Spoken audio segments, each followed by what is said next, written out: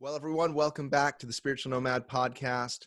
Have my friend Keith here on the show today, and I'm excited to have him back on. This is the second time that Keith's been on the Spiritual Nomad podcast, and last time we really took a deep dive into understanding contemplative faith, talked about centering prayer, Christian meditation, a lot of the stuff that seems to be the next natural step for people, for a lot of people at least, that I roll with, and the deconstruction side of things. They unpack things theologically, and then at some point, my story and other people, they start to venture into meditation and things like that. And I think what Keith's doing is majorly beneficial in this sort of deconstruction, reconstruction world.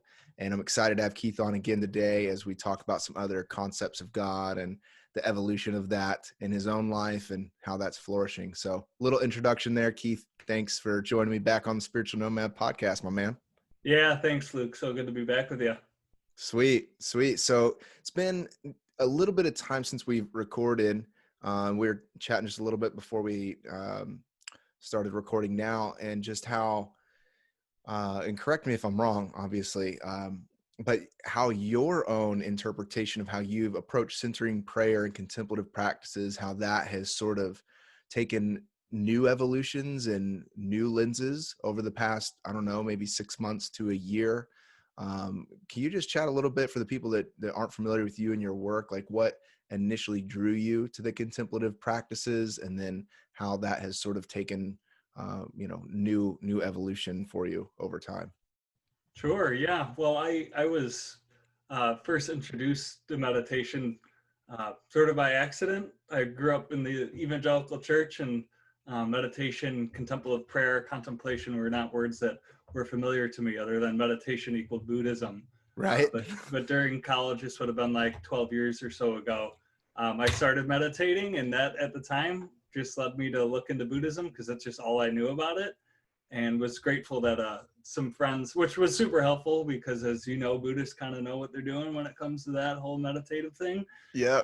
So really helpful, but at the same time was really encouraged to find the Christian contemplative tradition, the mystical tradition within Christianity at this Franciscan friary, and was able to live there for a few months after college and like really get grounded in a regular practice and carry particularly centering prayer into my daily, how to practice meditation every day when you're, in your early 20s and trying to live in the world after that college thing. Was just a really stabilizing thing, especially when it comes to the world of deconstruction and letting go and letting God die all around you, just to find something that sort of stabilizes you was so helpful. Yeah. So something that just occurred to me that maybe we chat about in our previous conversation, but would be helpful to talk about again. Did you go through a sort of like deconstruction time, and then how closely associated was this to that? Yeah, I certainly did. And it's so funny to see and interact with so many people now that are in the deconstruction world, because I feel like I'm just so far on the other end of that. Yeah, dude, I know. I wish I had that community, that support community that I see now on like Instagram and Facebook. There's such a wide network. And so that's really encouraging. Right. But I think that was part of my earliest years in college. This would have been, over 12 years ago, would have been times where I grew up evangelical, went to an evangelical school, and then was, taking all sorts of classes and having all sorts of experiences, religious and otherwise, that were just sort of mind-blowing, to say that what I believe or what I've been taught is not true. But it was certainly the practice itself that sort of was able to be stable and not totally lose it throughout that time. So yeah. I don't think that totally answers your question. I kind of forget what it was already. No, it's cool. And yeah, and I know I'm excited just to talk a little bit more about this, but I think as a precursor, as people are getting familiar with who you are, like just deconstruction and like meditation and centering prayer, like how those were connected for you, like in your life, like how that, like we said, man, like I started deconstructing in like 2015 in a way. And I know it's like a super buzz term, and some people are like, so, like you said, like so beyond the term at this point, like, and then some people are just finding out about it, Mm-hmm. And it's almost like been around long enough now where like the term deconstruction's almost becoming mainstream. Like I'm waiting for the mega church down the street to be like, and here's a 5-pointer on deconstruction. Yeah, You know yeah, what I yeah. mean? Like it's almost to that point in my opinion. And even like a year ago, I was just like biting my tongue using the word deconstruction, but I think it's still helpful for a lot of people. And I think, you know, to even some other people, I feel like I'm an early adopter of it, being around, you know, 2015 ish. But really that the more I talk to people, they're like, oh no, like this process came out whenever Brian McLaren, I read his book in 2000, whatever, you know what I mean? Yeah, yeah. But anyways, just to go to that, like as people, for me, whenever I was deconstructing theologically, I was coming apart at the seams as far as like my identity, my vocation, what I was supposed to do, because now I don't believe this about hell. And I don't think that the Bible is like this anymore. And who even is Jesus? Did he even exist? All this stuff as far as like my Christian background. And then what really brought faith alive again is whenever I listened to something somewhere and they just walked through the most basic mindfulness meditation that you could do. And I just started making a commitment to do that because I couldn't feel like I could pray in the way that I used to pray, because my concept of God had changed. It was this way, it was this understanding. Very, I grew up evangelical and charismatic, but ventured into reformed stuff, which you're familiar with, I know. But my ideas of God changed, therefore my identity of how my self-view changed, and then I didn't know how to encounter and engage any sort of divine presence anymore. And so in the deconstruction movement, it seems like, and what I hope to actually encourage people to do is as they pursue the deconstructing of ideas to bring it back to the wholeness of presence. That creates, to me, like that is the sort of essence of a reconstruction, if you will. That'll look different, I think, for a lot of different people, but I think that at least in my experience, and I'm curious about with you too, like once again, I'm just kind of telling my own story, like through my deconstruction, meditation, contemplation, centering prayer, Richard Rohr's book, The Naked Now, you know, helped sort of a new level of understanding for what it meant to be a spiritual person. Did you find the same thing? I'm going to reach down and grab my cable to plug my computer in, by the way. So sure. don't be, I'm not taking off on you or anything, but how is that? I'm curious. Was that correlated for you in any way? You know, like the ideas and concepts of God changing that moved you into more of a meditation practice? Right. Well, it's really, you know, it all starts with the belief. I mean, we grow up sort of polluted with Western Christian consciousness, is like it's belief based. It's do you have faith? And it's not a faith, it's not an open trustingness. It's do you believe X, Y, and Z? And do you believe it with complete certainty? And when all of those sort of structures start to crumble and you start looking at history and having experiences outside your own religious tradition, as I was having, then you're able to, you know, the mental stuff breaks away, and therefore you're forced to embody. And so I think that's what contemplative practice is about. It's about that embodiment, as you said, the whole being of our presence. And so it's not about believing the right thing, it's about practicing the right, living the right way. And I think that's what the practice does for me, is it sort of grounds me in my body, grounds me in presence and mindfulness in a sense, and allows me to walk with a stability that isn't dependent on this shaky belief structure, because God is always bigger. The divine, the sacred, the higher power, however you want to frame this ultimate reality, is always bigger than our little finite minds can understand. And any religion that wants to stuff God into a box, God breaks all those boxes. And so the mind is completely limited. And so therefore we have to go to direct experience. And so I think it's critical that we use that direct experiences like meditation and prayer to make contact, because the mind can't ultimately make contact. But we also, I don't think we shouldn't rush even deconstructing, you know, when we talk about like reconstruction, or what's Richard Rohr, order, disorder, reorder. Right. I want to spend a long time in disorder to make sure I fully die before something full can resurrect. So yeah. Yeah, that's a hard space to be though, like I think a lot of people want to try to cling on to something again because we're so Mm, influenced by, the logic being the driving factor in the West for our justification for anything that's quote true, mm, mm, we don't allow experience or anything to really dictate truth for us. mhm, And so what I love about what you're doing is you're inviting people outside of the framework of mind to be able to enter into the presence mhm, mhm, of being divine with divine in like this paradox of, in that state of being that you are encountering God, you're within God, God is mhm, within you. And all of that are, I think, they do shape new concepts. Like it's mhm. weird because that's like the order, disorder, reorder. I almost think about that in like head, heart, head. And then it just kind Uh-huh. of keeps this cycle going. It's like my head then has to go through something that then informs my heart. And then my heart goes through something that informs Uh-huh. my head. And it's like this Right. circular, Sure. revolving Sure. door, Yeah. but all of that is each time that's bringing definition in some way, I guess you could say, to who I am, who I believe God is to be, and how that works. Mhm, mhm. So can you talk to me a little bit about like how concepts of God? So we talked about before this episode. I'd love to chat through just some of the different practices for maybe within our faith of Christianity and some others that have influenced that help shape us and shape our Mhm. idea and concept of God. But I think it'd be fun to start right where you are with your story.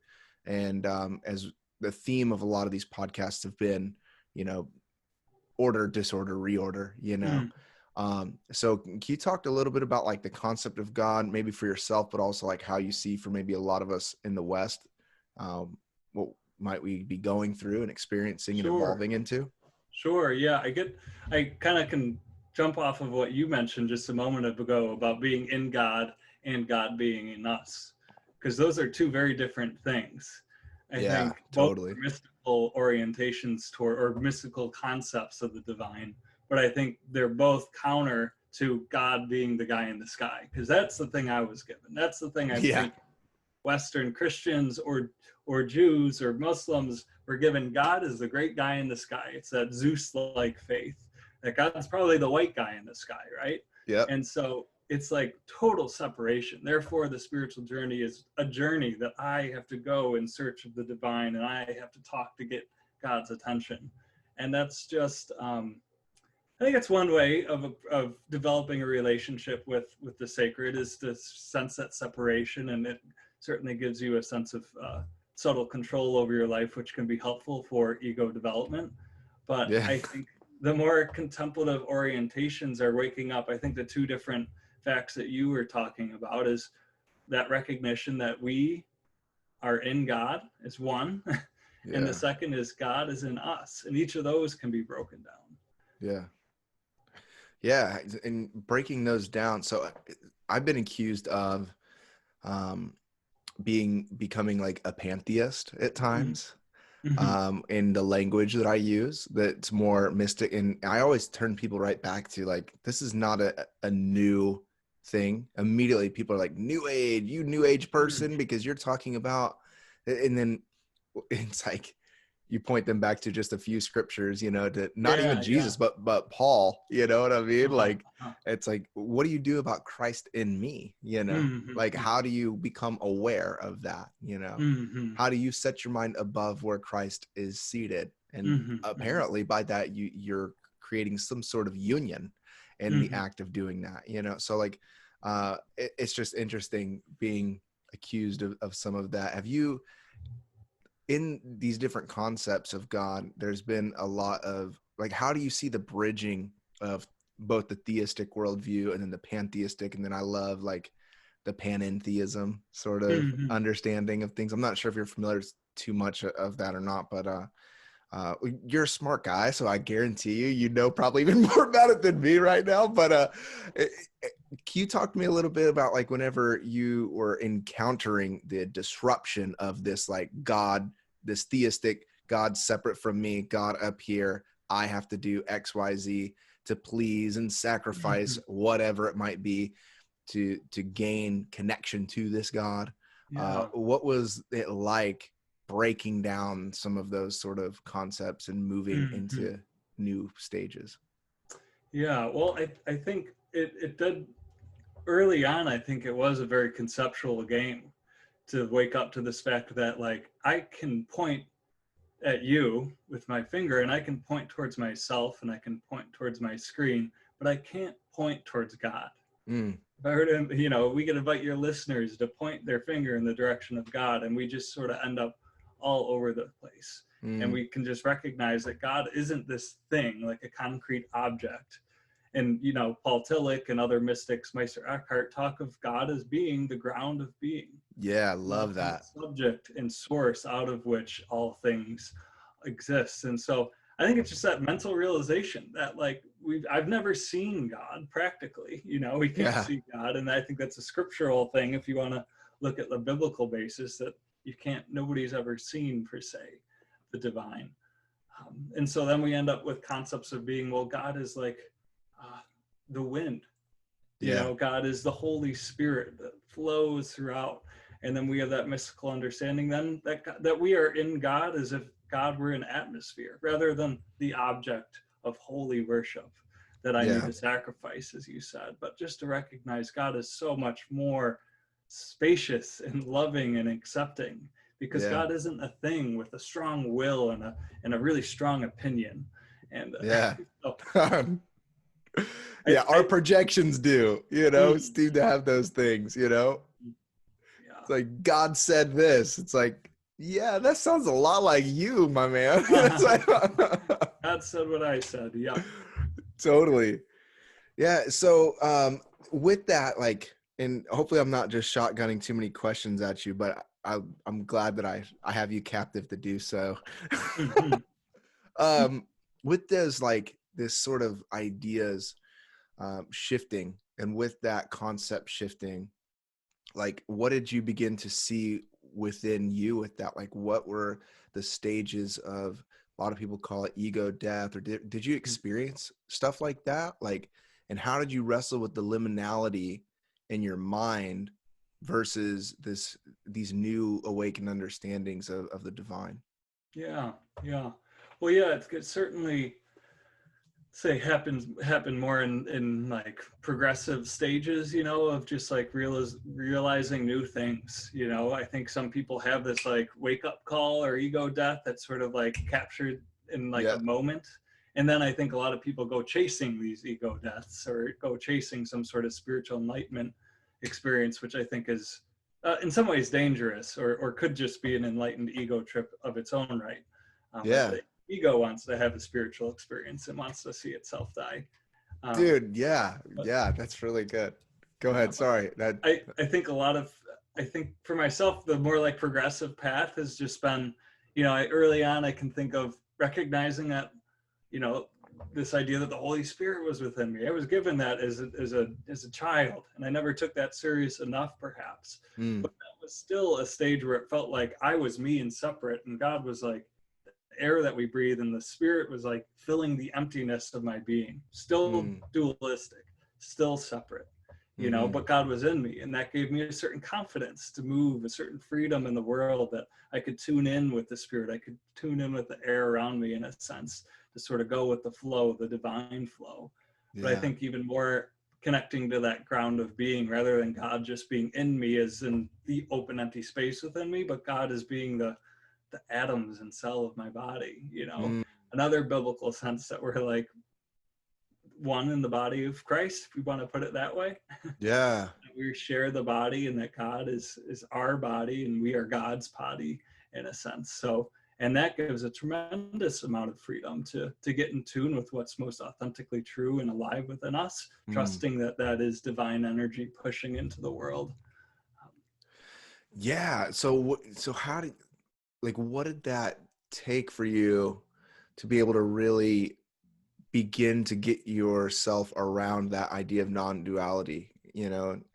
Would that be language that you would use for it as well, maybe? Sure. Yeah. Like, because a lot of people have a really hard time with that, because they do see themselves, um, like it's really hard to see somebody being the expression of the divine in the world. Like we're so ingrained to think of like, I am a sinful man separated, and it's only because of the blood of this ancient Near East Jewish guy that God can, I guess, look at me. And even when he looks at me, he doesn't even see me. He sees Jesus, you know, and like whatever identity I am is camouflaged, you know, and like this is a completely different notion, like a completely different concept of what it means to, and to me, like thinking about incarnation, you know, and like for a while I ventured into a lot of like the missional communities sort of stuff. I think that's a lot of people that start their deconstruction like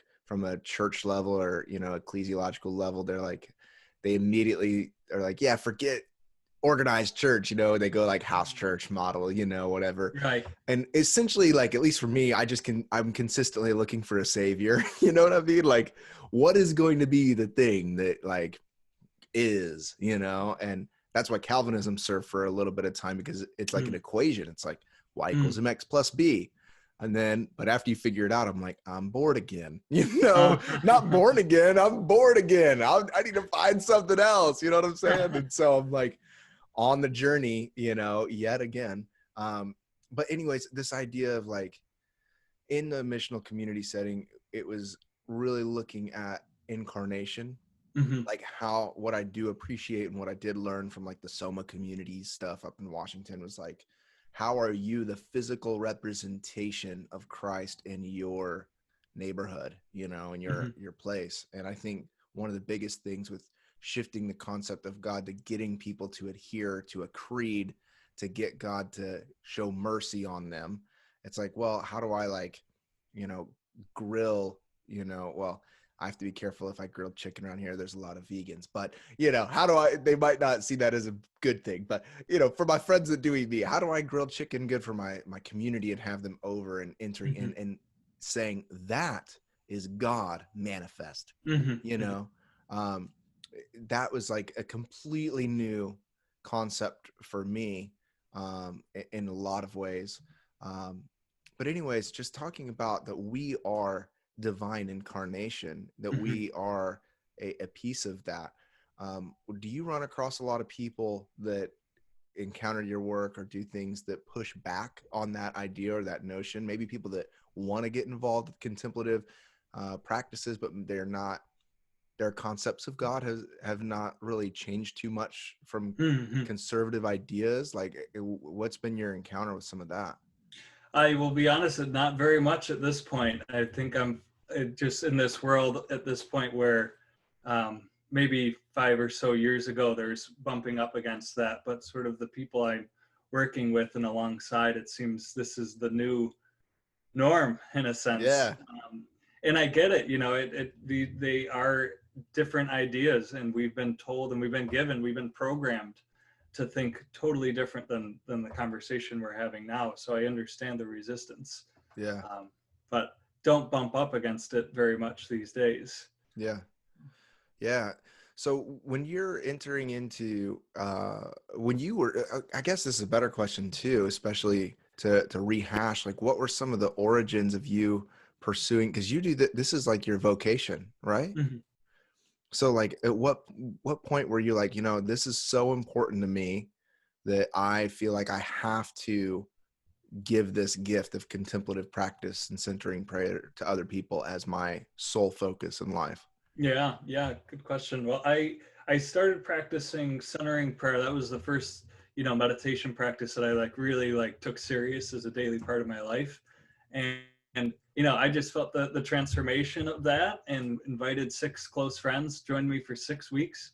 I was working and managing a community center at the time, working with all sorts of refugees and youth from literally all around the world. And then on the side was just hosting these weekly meditation groups, and just fell in love with this inner work, working on myself, the inner work of prayer, meditation, journaling, reading, writing, all of that. And then helping other people sort of journey in that. But I was also working at this activist organization that was like totally rah, like fully engaged in the world. And I was teaching kids and refugees, all sorts of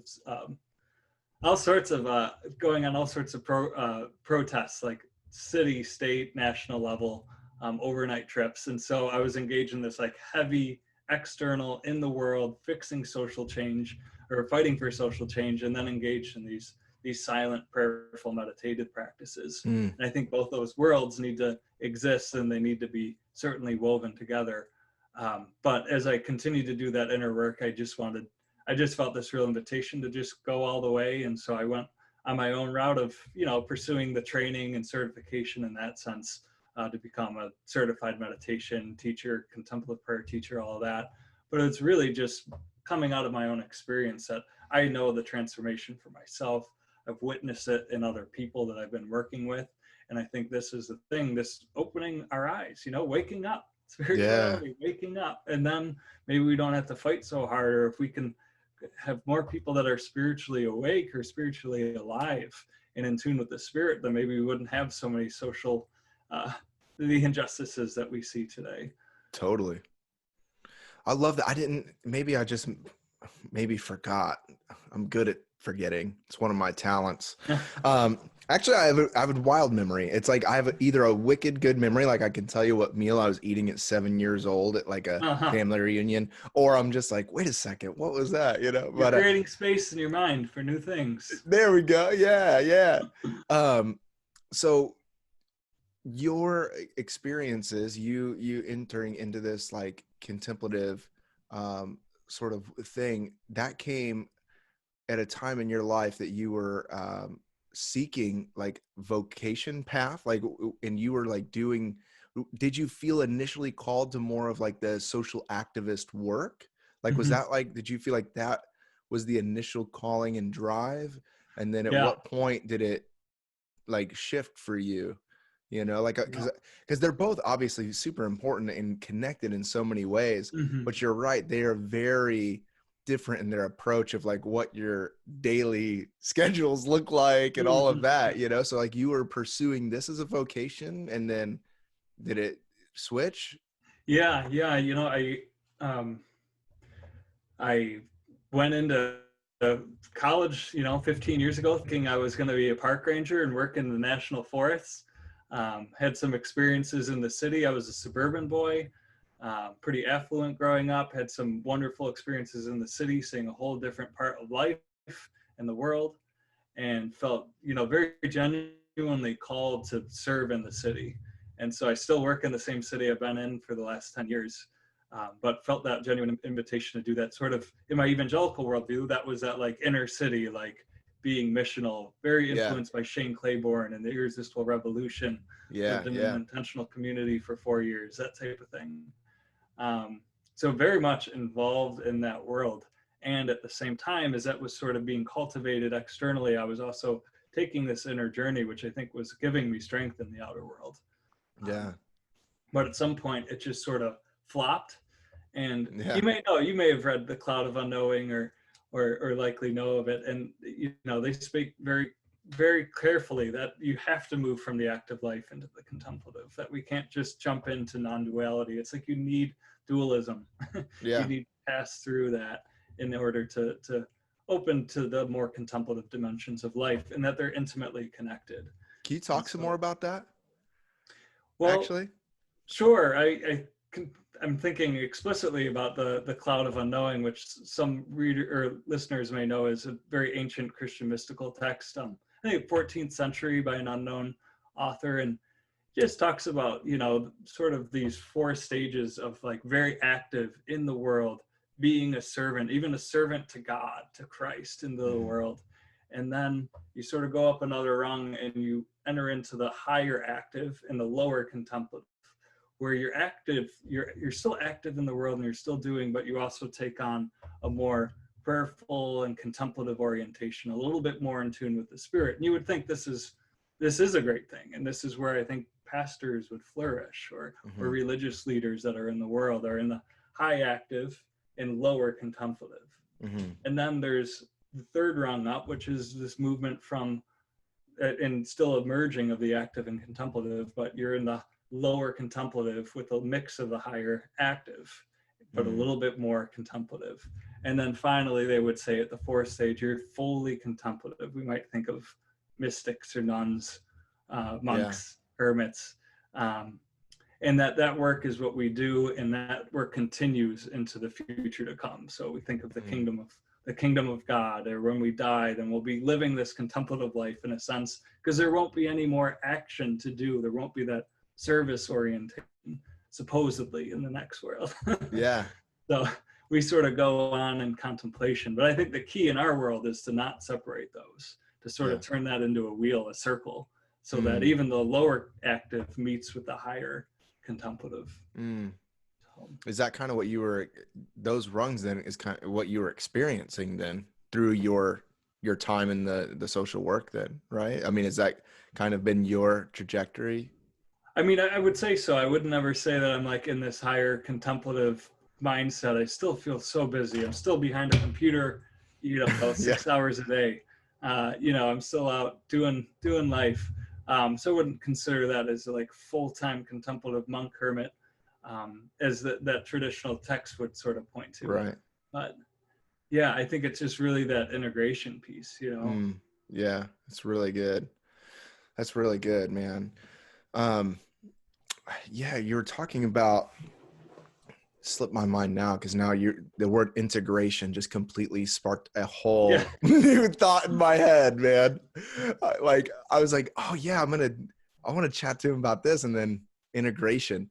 But I actually think that that's a good rabbit to follow right now, because I think that is such a key piece that if I can make critiques of the world, or even the deconstruction movement, I think a big piece that's lacking is integration in a lot of ways.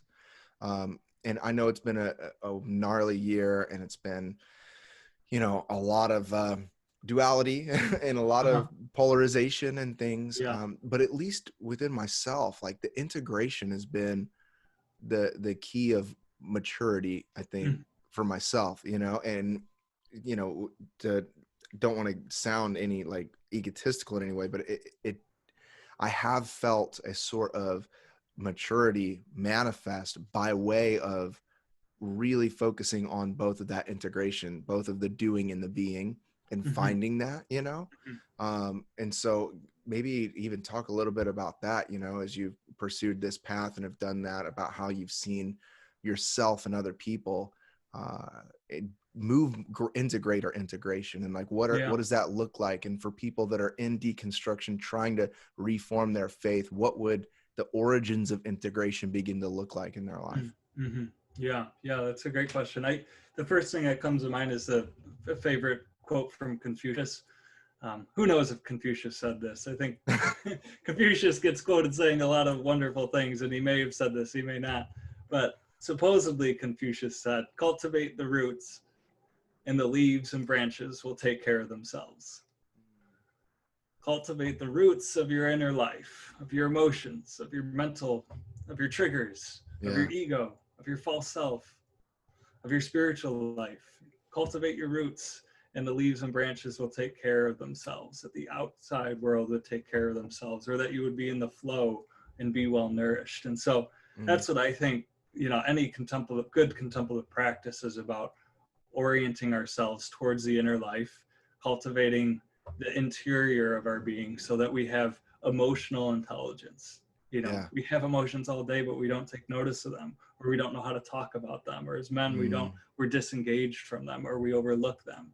Can we be wise and intelligent to our emotions? Are we aware of our spiritual life? Are we actively pursuing it? Are we watering ourselves in that sense? And I think that integration is about trusting that, and that the world pushes us into just be branches, just be prune your branches, like just do in the world, go, do. And I think that's where the ego just flourishes, that we're just egos in action, that we're unchecked, that we're just running on automatic, asleep on autopilot. And so I think we just live in a world that cultivates the ego, and the ego I see as a neutral thing. It's not necessarily good or bad.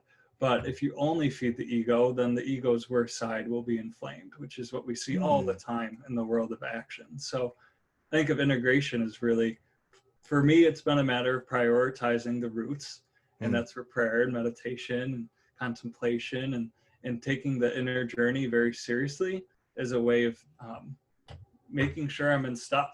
And I'm, nourished in a healthy way from top to bottom. Yeah. It's like we can see these grand trees and we only see half of them. Yeah. We never see the roots, and I don't see your spiritual life by looking at your face now, but there's a lot going on in there. So Yeah. Yeah. I'd like, my wife will say that there is too. I'll tell you, she has to live with me and hear me all day long, man.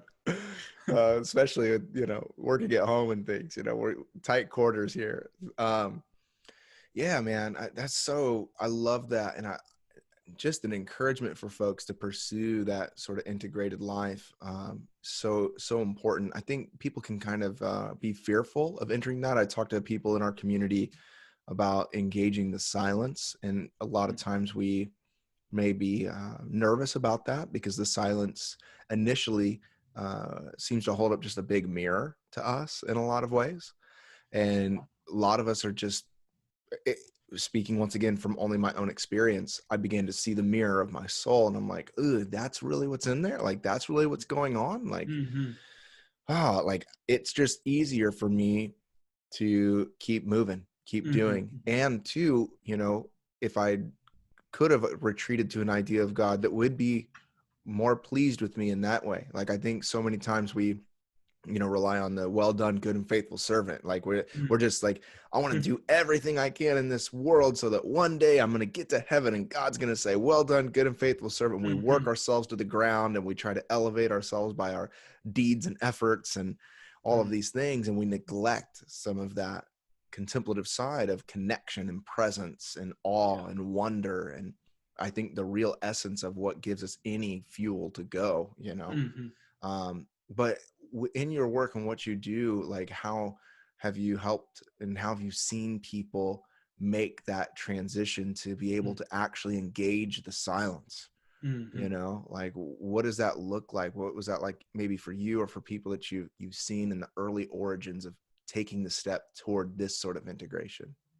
Yeah, that's a great question. I think you said it so well. I mean, holding the mirror up to your soul, or perhaps to your ego in a lot of ways, to see what's in there. And I like to just really point people past that sort of initial resistance, because it's so real.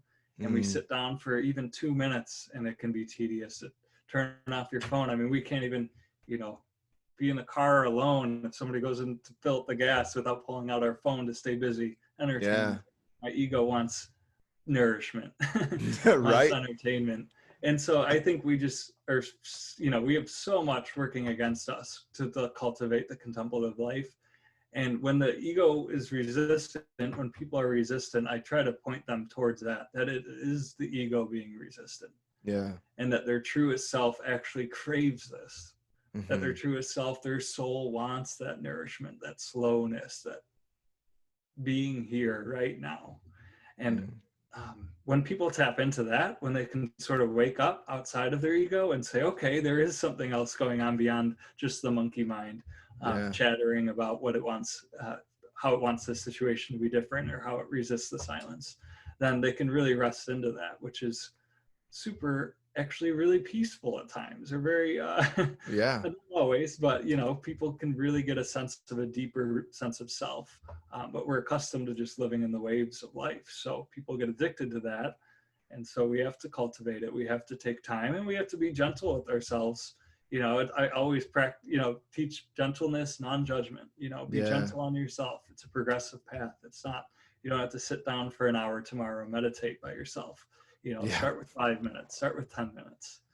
30 seconds for some people, man. Start with 30 seconds, like some of my friends, I'm like, literally, like, set your timer for a minute, and see if you can handle that. And that's really true. Can you talk to me a little bit about like some methods of meditation? By the way, I had Jory on again too, speaking of methods, good old Jory, man. I love chatting with him and love method stuff. But like, if we're talking about starting this and integrating and like some sort of like meditation for a beginner, and obviously we always want to have a beginner's mind, like that's a very very Buddhist idea, is the having the beginner's mind. But what are some methods as people get started? And then what are some other methods for people that want to progress and advance, you know? And then I have another question remind me about transcendental meditation. I'm curious some of your thoughts about that. But initially, what does that look like for someone? Like, what are some simple practices? And then like, it sounds so funny to talk about like the stages of like, you know, meditate, because the whole thing's about not trying to be like better or the best or doing it, you know what I mean? But yeah, if you could just talk a little bit about some of the methods of progression as you become more familiar with that. Sure. Yeah. I mean, if we're talking even explicitly about meditation methods, or maybe even taking a step back of just like, can you turn off your phone? Yeah. When you go to bed, can you turn off your phone and not use it as an alarm clock? Can you buy an alarm clock and just start practicing non-attachment to this little black box I have in front of me? Put that over here for now. Yeah. You know, so my wife and I, my partner, we don't have the cell phones in our bedroom. We have alarm clocks, and our phones are off when we wake up in the morning. And I'm very intentional, and I point towards protecting your hours. Protect the first hour of your life, or first hour of your day, and your last hour of your day is cell phone screen-free time. Yeah. Use that for contemplation. Use that to reflect on the day. Use that for meditation. And if it means just the first 30 minutes of your day, start with that. That's fine. But I think that's such a practical way of just encouraging people to disconnect from the second self, as Elia Delio would call a cell phone. It's our second self. The self outside of self is my identity inside, you know, the Facebook, email, Instagram, you know. It's me outside of me. That's trippy, man. I've not even thought about it like that. Do you like Elia Delio? I just ask. No, I'm unfamiliar. She's a Franciscan friar. She's a sister, or not a friar. She's a Franciscan sister. Talks a lot about transcendence, technology, cyberhumanism. Really? Super interesting. Very technological, very cosmic in thinking. Yeah. I dig it. I'm going to check it out for sure. Elia Delio, I'd recommend her to any of your listeners as well. She's very cosmic in her thought. But back to it, I think just starting with disconnecting from our identities and phones and addiction to that, and then creating that intentional spaciousness for yourself in the morning. And so I always prioritize that I wake up, I do drink coffee every single day. I have my journal, I have some books I read, and then to really prioritize a meditation practice of sitting in silence, as Thomas Keating called silence the universal language of God. Yeah. All others are just poor translations. I love that. And so we need to listen to the silence as if it's a language, and it takes time to learn languages. It takes time to learn Spanish. It takes time to learn any language. So it takes time to get accustomed to the language of silence. So we're patient with ourselves. But we have to create the space to do that primarily at the beginning. And then you get in your routine, you know? Yeah. Do you ever do like what would you suggest for people who want to mix up their meditation practice a little bit, you know, like that maybe they are like, we have a group I've not been in a little while. It's just not been in my daily flow for a few months, but we started a meditation group called Moonlight Meditations. I was invited to it for the first one to kind of kick it off and was a part of it in Encinitas, California. If anybody's around San Diego, they should go. It's every morning at 6:30 a.m. At the beach at this overlook. And it's an amazing time. It's just some breath work and then 30 minutes silence and then sort of like a blessing at the end with some, all the fun sort of stuff that makes Christians cringe, right? So it's like saging at the beginning and all this stuff or whatever, which is fun whenever people are like, you're a pastor hanging out at our, I love like people, they're like, okay, whatever, man, cool. But like, so sitting in silence for 30 minutes, right? Or sometimes like we would do a 40-minute, and really develop that practice of where I really was able to do that. But do you ever give people like other ways, like other forms? Like I mentioned earlier, like transcendental meditation is like a practice that some people do, which people kind of get bent out of shape about, because if you actually want to do the trademarked version, it's like it's expensive and it's Yeah, pricey because yeah. it's like David Lynch, you know what I mean? Who's like Yeah. the guy that, I'm pretty sure he's the one that trademarked it, you know? Mhm. So, but you can always get around it by finding some YouTube videos from people that spill the beans about it. Sure, So, sure. Break the rules. yeah. So what are like some other meditation practices? Where have you drawn from? Any other Mhm. traditions or anything to do more than Yeah. maybe silence? Yeah. Well, the first thing I'd say is I always do encourage to like pick practice and go deep. Sort of better to dig a deep well with one tool than like try to dig a bunch of different wells with bunch of different tools. But my But we do need to Enneagram sort of. 7 is resisting you I right know now. that. Well, ego of the 7 is going to resist that. I get it.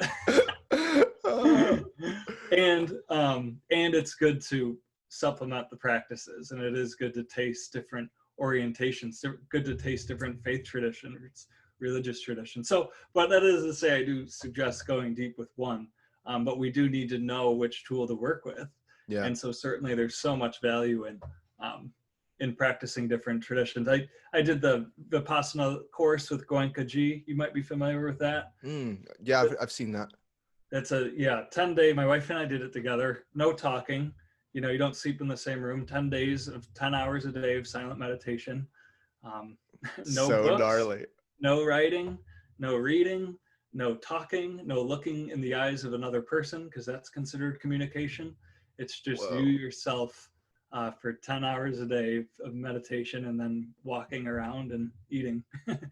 That's crazy, man. So that's sort of a resource that always hangs on the edge for me, and that's much more of a concentration practice where there's a zeroing in, a zooming in of the concentration of the mind. But I do point most people towards the practice of centering prayer, and then as well as to more open awareness practices, or even Okay. I am practices, which is very universal among Buddhists and various Advaita non-dual Hindu circles. And that's probably next to centering prayer, just sort of falling into that deep I amness. Before I am Keith, before I am a man, before I am a meditation teacher, I am. You know, Yeah. before I am religious or spiritual. I'm not spiritual, I am. I just Yes. am. And so helping people sort of fall into that bare naked presence, I think is a very very edges on very Christian mysticism as well. Yeah. So. That's a good tool, man. That's really good. I love that, because even like I was listening to some Alan Watts, which is that's in my own practice within itself in my life, I feel like. But like he has so much content, it's so great, you know. It's Yeah. like but you pick up on these themes, but he's like, even spiritual things, like that is just an image. That's just something that points to, you know, it's just this. Yeah. That's what is. And I love that. It's bringing people into that. It's an awesome tool of meditation. And a lot of times I think some things like that, and like transcendental meditation, about having like whatever your mantra is. So I'll give you save you the thousands of dollars, friends, about transcendental meditation. You basically develop a mantra that you seek your deepest inner self. Like if your soul is truly transcendent, you get to a place of knowing the soul, opening up the heart, and allowing your soul to give you a mantra, and you just essentially repeat that mantra, you know, and allow that to reprogram you in alignment to your soul and your truest self, you know. At least that's been what the guys that, give away the goodies on YouTube tell me. So they could be lying, but I love having those tools for people as supplemental silence practices to help give an intention to their mind, to utilize the thoughts as energy pieces, you know. Like if our thoughts are creating, if we are made in the image and likeness of God as being creators, as the creator creates, my energy in my head, my thoughts can create these things. And so I think sometimes some meditations as tools can help us create from these places of stillness and focused intentional practice, you know. So I want to respect your time, and as we wrap up, I'm just curious how you reconcile and this is kind of a big question, so I'm not sure how you're doing on time, but take as much as you'd like or as little. how is like your own faith? Do you still find yourself rooted in the Christian or the Christ narrative, and how do you reconcile maybe pulling from other traditions? And can you talk to me a little bit about where you're at in your space with Sure. holding that? Yeah, sure. Yeah.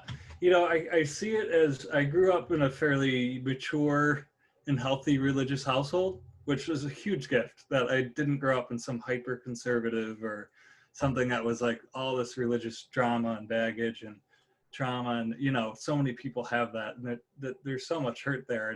And I think I was given a foundation and in a sense was potted in healthy soil.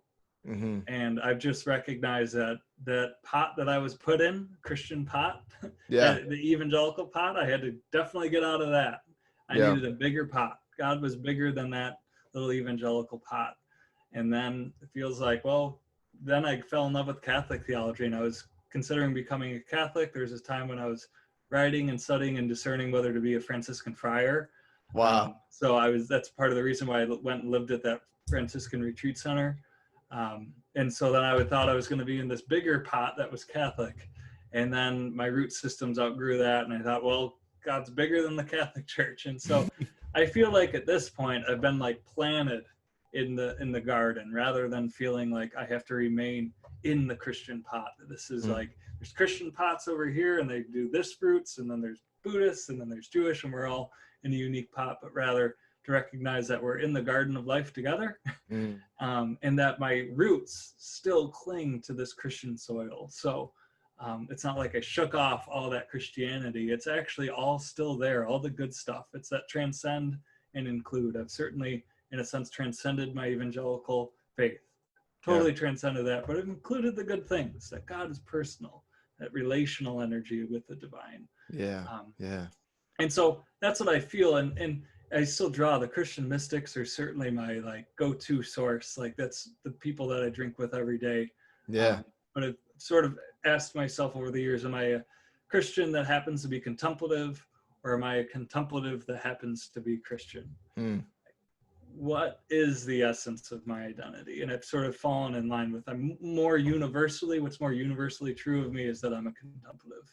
And the Christian identity comes second to that. So that's really good. And so you've wrestled with that for a while and feel like that is a good flow for you to be able to identify yourself as. And cool. I think it's a way of including the beauty of Christianity. It's a way of including the transcendent nature of God that's bigger than Christianity. So therefore I can be bigger than my own Christian faith. That's so good. I think that's what's needed for whatever sort of new era of Christianity that has been emerging for, you know, it's been around for a lot of years, a lot of times marginalized and on the fringes and, you know, burned at the stake for, and all sorts of fun stuff throughout the ages. But it's becoming, I think, a lot more different than we've ever experienced it before, by way of like some of the modern names like Brian McLaren and Rob Bell and Richard Rohr and the work of the liturgists, and all these folks are helping kind of give birth to this Christ rooted and Christ centered in a lot of ways, depending on who you talk to, way of being, but yet not as like an exclusive sort of, you know, convert oriented sort of way in being in the world. So as we wrap up, can you talk to me just a little bit about your course and what's happening with that, and you know, maybe a little preview of what people can expect if they want to engage you and participate in your work and in what you're doing, which I highly recommend for people to do. Yeah, Luke, thanks. I think I don't know when we last did talk. I think I was just creating the Closer Than Breath course, maybe. Months ago. But it had to been almost a year ago, huh? Like, wasn't it? Or maybe it must have been. Yeah, it's been a while. Or at the beginning of the pandemic. Yeah, maybe it was. I don't know. I'll have to look back and see. Well, yeah. So this course, it's a self-paced, video-based course. So it's a mix of, essentially, it's a meditation course on the method of centering prayer. I offer it from an interfaith approach, but the reality is it's very Christian contemplative, Christian mystical. informed, but it's accessible and wide enough that I think just about anybody could partake. Just like mindfulness, is born out of Buddhism. You don't have to be a Buddhist to practice mindfulness. And yoga is born out of Hinduism. You don't have to be Hindu to practice yoga. That's how it is with centering prayer. You don't necessarily have to believe the things to practice centering prayer, but it certainly fits those that are in that belief structure. So so it's a course to get you going from level 101 to on fire with the practice by the end of the 6 weeks. And it's through bite-sized videos, and then I offer weekly centering prayer sits, so weekly meditation sits essentially twice a week, which are just like giving the contemplative community, the support community, because meditation sucks. Sometimes it's like, oh, it's so peaceful and beautiful. Now let's be honest and struggle together and get together and talk about it, or talk about the beautiful experiences. So when really does that excited. start? When does it start? So that course is ongoing. I'll have another launch for it in the beginning of January. So cool. Awesome. So friends, definitely check that out. If this is something that's new to you, or like a lot of these conversations have been about deconstruction, reconstruction. For me, just from my own experience, like I said, meditation was definitely that catalyst that like started on a path of mature spirituality, of reconstruction. And so if anyone's listening to this, anyone period, but especially I think for those who are deconstructing and they're ready to kind of move beyond the ideas and theology dissonance and move into something that's going to be more whole, bring integration, bring a sense of purpose and self-awareness, divine awareness, which to say one is to say the other, Atman and Brahman, I don't know, all that goodness if you want to get Hindu with it. But I think that this is a really good thing for people to be able to take. So friends, you should absolutely take Keith up on this course, and it's 6 weeks. What's there to lose? So it's good. Nothing to lose but your ego. Yeah, there we go. It's so good. Luke, I did want to offer the 25% discount to your listeners. So there'll be a discount code for those that want to put in Spiritual Nomad. So awesome. If anybody needed any more reason to do it, or if you've already purchased it in the last 10 seconds, you're like already doing it. Thank you very much, man. Thank you for offering that. And so friends, 25% off is amazing. So definitely do that, and keep in touch with me about how it's going through it. And that's one thing too, I think with this, as we just end, is this community of people who are going through deconstruction, entering reconstruction. It is about creating community. And so certainly make myself available. I know Keith's very active online and on Instagram. And so if you have questions about meditation or the course, speaking for you, I'm sorry, but reach out to Keith about it. If you have questions about it before you do it, and if you want to reach out to me, how that's, impacted and shaped, do that because we need each other, and don't be shy about it because it's important stuff. So to the listener. So thank you, Keith. Any final parting words of wisdom? I think not. I think I just encourage practice above all else. Yeah. That integration piece. So, so good. Is the best teacher. Thank you so much for your time, Keith. Yeah. Thanks, Luke. Good to be with you, man. Yeah.